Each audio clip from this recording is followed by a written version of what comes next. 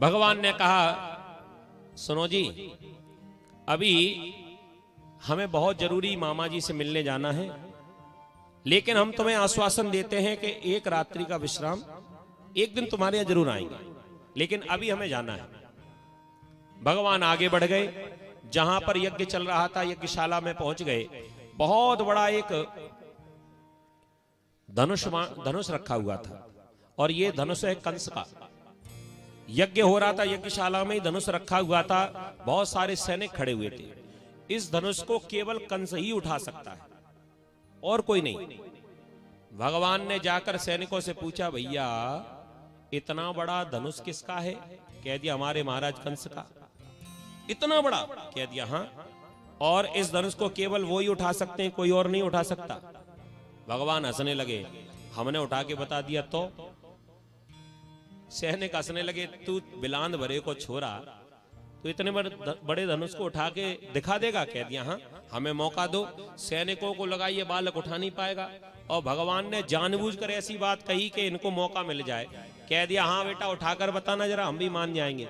भगवान को मिला मौका, भगवान गए भीतर यज्ञशाला में, और उस धनुष को देखते देखते उठा दिया, और जो प्रत्यंचा चढ़ाने लगे सो प्रत्यंचा चढ़ाते ही बीच में से टूट गया। बोली कृष्ण कन्हैया लाल की।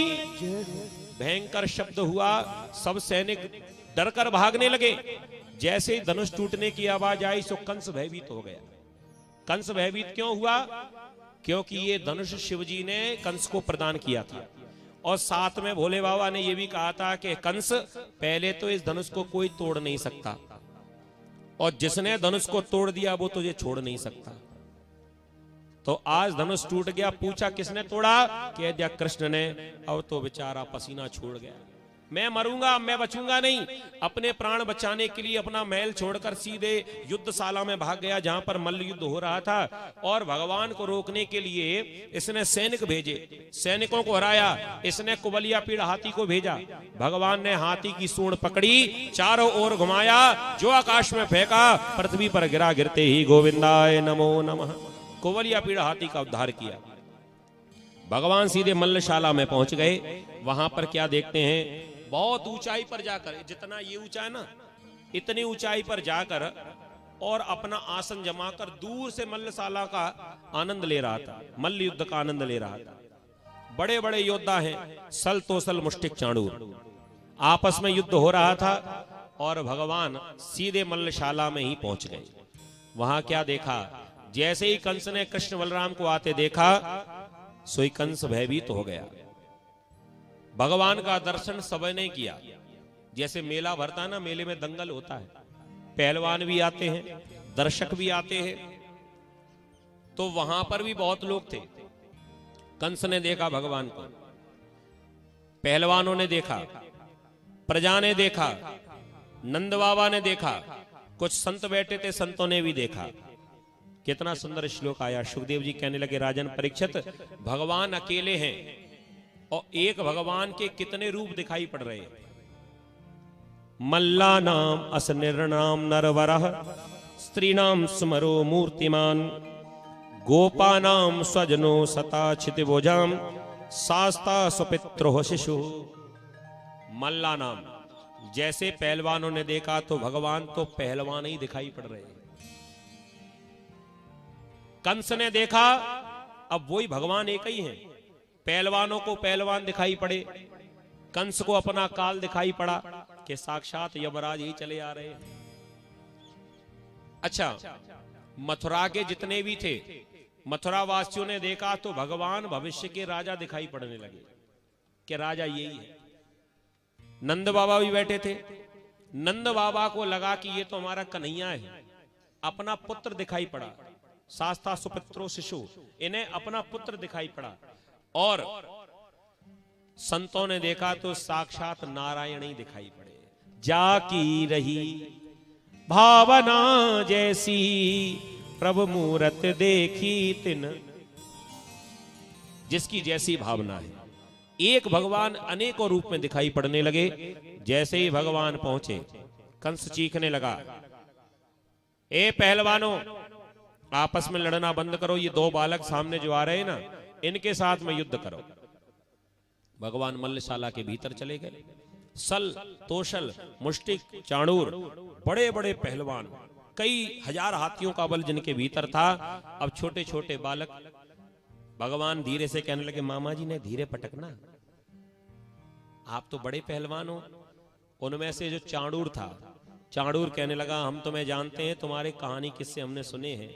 न बालो न किशोरत्न बलश्य बलनाम्बर लील ये वो हतो ये न सहस्त्रदुप सप्तभृत। हमने तुम्हारे बारे में सुना है, बड़े बड़े राक्षस तुमने पछाड़ दिए, कैसे कह रहे हो कि तुम छोटे बालक हो। भगवान ने कह दिया, जब इतना ही जानते हो हमारे बारे में तो काय को मरने आए, भगते क्यों नहीं हो। कह दिया, क्या भगे, हम तो मरने ही आए हैं।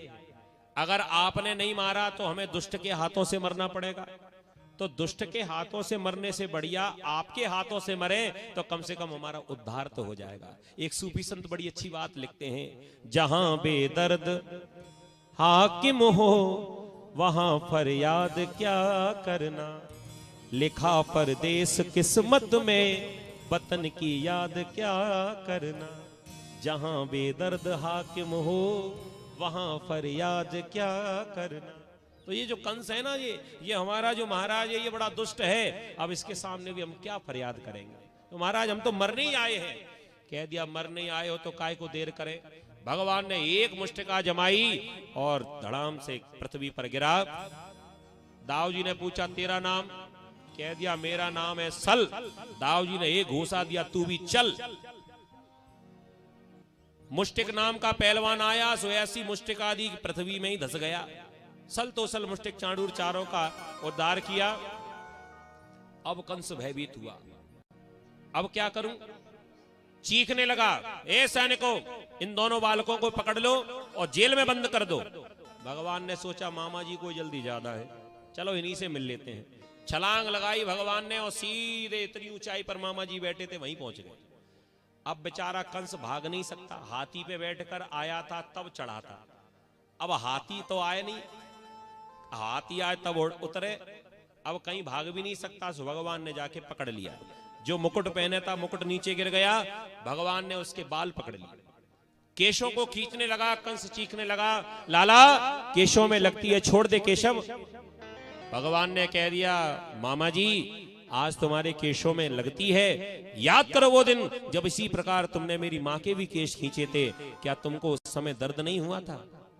इस कथा को सुनकर ये रहस्य सब पता कर लीजिए, कोई व्यक्ति जो भी जीवन में करता है उसी जीवन में एक ना एक दिन उसी को भी वही भोगना पड़ता है जो पहले करके आया है। स्वर्ग और नरक कहीं बाहर नहीं है, यही है।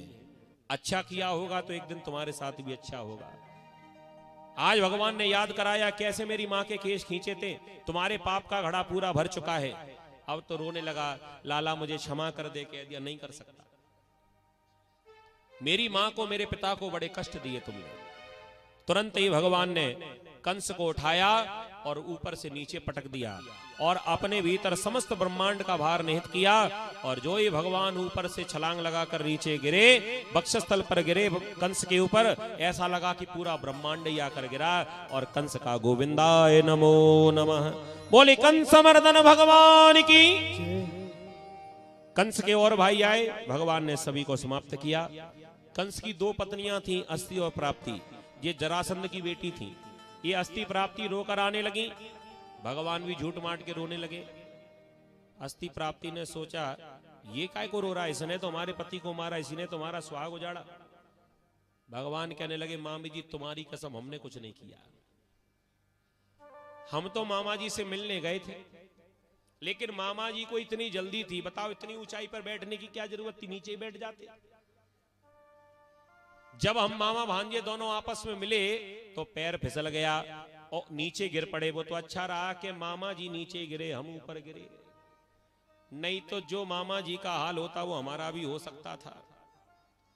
अस्ति प्राप्ति कहने लगी, हमें मालूम है जानबूझकर तुमने हमारे सुहाग को उजाड़ा है, हम अपने पिता जरासंध से तुम्हारी शिकायत करेंगी, तुम्हें हम यहाँ चैन से रहने नहीं देंगे।